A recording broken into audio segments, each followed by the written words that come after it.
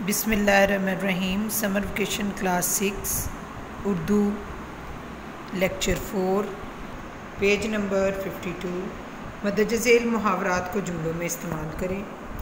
हर्फ आना यानी कि इज़्ज़त पे बात आना, तिगनी का नाच नचाना यानी कि तंग करना, तीन हरफ भेजना यानी कि लानत भेजना, गम गलत करना यानी कि गम को भुलाने की कोशिश करना, ताव खाना गुस्सा करना, उम्मीद बराना उम्मीद यानी किसी बात की फिर से उम्मीद पैदा हो जाना, आईना में बाल आना यानी कि शक होना, आड़े आना यानी कि मदद करना, मदद उल्टी गंगा बहना यानी कि खिलाफ दस्तूर काम करना, तर दामन होना यानी कि गैर अखलाकी हरकत करना, 3-5 करना यानी कि झगड़ा करना। चलें आइए अब हम इसके जुमले बनाते हैं। हर्फ आना, मेहनत मजदूरी करने से कभी किसी की इज़्ज़त पर हर्फ नहीं आता। तिगनी का नाच नचाना, बच्चों ने मिलकर माँ को तिगनी का नाच नचवा दिया। 3 हरफ भेजना, जो लोग अपने वालिदैन का एहतराम नहीं करते मैं उन पर 3 हरफ भेजता हूँ। गम गलत करना, किसी अपने करीबी की मौत का गम गलत करना आसान नहीं होता। ताव खाना, आउट होने पर खिलाड़ी ताव में आ गया। उम्मीद बर आना, माँ को अपने खोए हुए बच्चे की उम्मीद बर आई। आईना में बाल आना, 2 दोस्तों के दरमियान अगर आईना में बाल आ जाए तो दोस्ती कायम नहीं रह सकती। आड़े आना, अहमद हमेशा मुश्किल वक्त में मेरे आड़े आता है। अफसर की गैर मौजूदगी में तो मुलाजमीन ने उल्टी गंगा बहा दी यानी कि खिलाफ दस्तूर काम किया।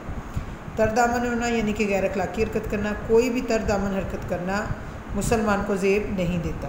3-5 करना, 3-5 करने का कोई फ़ायदा नहीं, तुम्हें हमारा नुकसान भरना पड़ेगा। Page number 50। मदद झेल जुमलों को तज़कीर व ताज़नीस के हवाले से दुरुस्त करें। मैंने आज की ताज़ा अखबार पढ़ी। दही खट्टी दही नहीं खानी चाहिए, इसका आएगा खट्टा दही नहीं खाना चाहिए। ये देखें, मैंने आज की ताज़ा अखबार पढ़ी, मैंने आज का ताज़ा अखबार पढ़ा, की नहीं का आ जाएगा, पढ़ी पढ़ा आ जाएगा। खट्टी दही नहीं खानी चाहिए, खट्टा दही नहीं खाना चाहिए, अंडरलाइन कर दिया, खाने की जगह खाना, खट्टी की जगह खट्टा। खालिद का नाक चिपटा है, खालिद की नाक चिपटी है, ये की आ जाएगा और यहाँ पे चिपटी आ जाएगा। मेरे सर में दर्द हो रही है, मेरे सर में दर्द हो रहा है, दर्द रही है की जगह आएगा रहा है। खाकरूब ने आज झाड़ू नहीं लगाई, खाकरूब ने आज झाड़ू नहीं लगाया। हमीद अच्छा उर्दू बोलता है, हमीद अच्छी उर्दू बोलता है, अच्छा की जगह अच्छी आएगा। इलाज के बावजूद उसकी मर्ज़ बढ़ती गई, इलाज के बावजूद उसका मर्ज़ बढ़ता गया, बढ़ती की जगह आएगा बढ़ता, उसकी जगह आएगा उसका। Page number 49। बादशाही मस्जिद और चोलिस्तान के मशहूर किला दराउड़ की तस्वीर चिस्पा करें। यहाँ पे आपने बादशाही मस्जिद की तस्वीर लगानी है और यहाँ पे चोलिस्तान के मशहूर किला दराउड़ की। Page number 48। कलमा की इकसाम लिखें। ये बनावट या मानी के लिहाज से नहीं होती, बस कलमा की इकसाम हमने लिखनी है। कलमा की 3 अक़साम होती हैं। कौन कौन सी? इसम, फ़ेल और हर्फ। इसकी तफसील पे चलते हैं। इसम के मायने हैं नाम, इसम कहते हैं नाम को। इसम वो कलमा है जो किसी शख्स, जगह या चीज़ का नाम हो, जैसे लाहौर, मेज़, बाग वगैरह। फ़ेल के मायने हैं काम। फ़ेल वो कलमा है जिसमें किसी काम का करना, होना या सहना ज़माने के लिहाज से पाया जाए, जैसे खाता है, सोता था, आएगा वगैरह। हर्फ वो कलमा है जिसके अपने कुछ मायने नहीं होते, बल्कि वो इसम और फ़ेल से मिलकर अपने मायने ज़ाहिर करता है, जैसे मैं, से, को, तक वगैरह। सफ़ा नंबर 47। मामू के नाम ख़त तोहफ़ा का शुक्रिया अदा करने के लिए। यहाँ पे हमने मामू के नाम ख़त लिखना है तोहफ़ा का शुक्रिया अदा करने के लिए। अज़ कमरा इम्तिहान, ये मैंने बेटा लेटर लिख लिया। अज़ कमरा इम्तिहान मुर्खा 8 जून 2020 लाहौर। प्यारे मामू जान, अस्सलाम अलैकुम। हम सब खैरियत से हैं। उम्मीद करता हूँ कि आप सब घर वाले भी खैरियत से होंगे। पिछले हफ्ते मेरी सालगिरह थी। आपने मुझे तोहफे में घड़ी भेजी, मुझे बहुत पसंद आई। मैं इसे लगाकर स्कूल जाता हूँ, ये मेरी बहुत मदद करती है। इसकी वजह से मैं वक्त का पाबंद हो रहा हूँ। मेरे लिए ये तोहफ़ा बहुत कीमती है। आपका बहुत बहुत शुक्रिया मुझे इतना खूबसूरत तोहफ़ा भेजने के लिए। दुआओं में याद रखिएगा। सबको सलाम। फ़क्त आपका भतीजा अली बे जीम। नाम लिखने की ज़रूरत नहीं है, अली बे जीम हम यहाँ पे मेंशन कर सकते हैं जी। तो ये पूरा लेटर इसी तरीके से आपने खूबसूरत सा लिखना है जी। तो पेज नंबर 46 निकालें।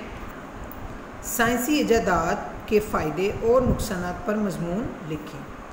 तो हम यहाँ पे जो है मज़मून लिखेंगे साइंसी इजादात के फ़ायदों और नुकसानात के बारे में जी। तो बच्चों ये मैंने मज़मून लिख लिया। देखें, अल्लाह ताला ने कुरान करीम में इंसान को बारहा का मतलब है बहुत दफ़ा, बारहा मुख्तलिफ़ अलूम सीखने की तरगीब दी है। इन अलूम की सबसे बड़ी और अहम शाख साइंस है। क्या है जी? सबसे अहम शाख कौन सी है? साइंस है। बिलाशुबा 20वीं सदी में साइंस के ऐसे ऐसे करिश्मे नज़र में आए कि इंसानी अक्ल देखकर दंग रह जाती, यानी कि हैरान रह जाती है। इन तमाम इजादात के फ़ायदे भी हैं और नुकसानात भी। पहले खड्डी पर कपड़ा बनाया जाता था, कई दिन लग जाते थे। अब टेक्सटाइल मिलों में हज़ारों गज़ कपड़ा एक ही दिन में बन जाता है। बच्चों, पहले वक्तों में ये होता था कि खड्डी के ऊपर कपड़ा बनता था और काफ़ी दिन कई दिन लग जाते थे। अब जो मिलें बन गई हैं, टेक्सटाइल कारखाने हैं, वहाँ पे हज़ारों गज़ का जो कपड़ा एक ही दिन में बन जाता है। घरेलू कामकाज भी आसान हो गए हैं। घरेलू कामकाज की आसानी के लिए वॉशिंग मशीन, फ्रिज, कपड़े सुखाने वाली मशीन यानी कि dryer, juicers, grinders, air conditions, TV, computer, motorcycle, mobile phone वगैरह साइंस की हैरान कुन और फ़ायदेमंद इजादात हैं। जदीद किस्म की गाड़ियों से सफ़र भी आसान हो गया। अब हम आसानी से एक जगह से दूसरी जगह चले जाते हैं बहुत ही कम वक्त में। बज़ाहिर तो ये इंसानों की बहुत बड़ी कामयाबी है, मगर असल हकीकत ये है कि मशीनों की फरावानी यानी कि बहुत ज़्यादा हो जाना, मशीनों की फरावानी ने इंसान को सुस्त और काहिल बना दिया है। पहले काम करने के लिए वो हाथ पाँव चलाता था, उसे पसीना आता था और वो तंदुरुस्त रहता था। आज का इंसान बीमारियों में घिर चुका है, यानी कि बीमारियों ने उसको घेर लिया है। फैक्ट्रियों और मिलों का जहरीला धुआं कीमियाई अमल के नतीजे में फ़िज़ा में फैलता है। बच्चों, हमने ऊपर पढ़ा था कि हमने साइंस के फ़ायदे लिखने और नुकसानात भी लिखने। पहले हमने फ़ायदे लिख लिए हैं, अब हम नुकसानात पे बात कर रहे हैं कि पहले का इंसान मेहनत करता था, उसका हाथ पाँव चलाता था, उसे पसीना आता था, तंदुरुस्त रहता था। अब वो बीमारियों में घिर गया है। फैक्ट्री और मिलों का जो धुआं है वो भी जो है उसके नतीजे में फ़िज़ा में फैलता है और बीमारियों का वो बाइस बनता है।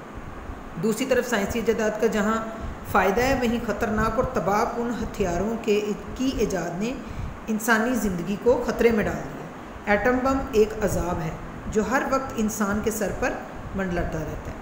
तो एटम बम भी जो है वो साइंस की ईजाद है। ये जो है इंसान के लिए बिल्कुल भी फ़ायदेमंद नहीं है, बल्कि ये इंसानियत को तबाह करने का एक बहुत ही बड़ा हथियार है जी। तो बच्चों, ये मज़मून आप इसी तरह देख के नीट लिख लीजिएगा और याद भी कर लीजिएगा।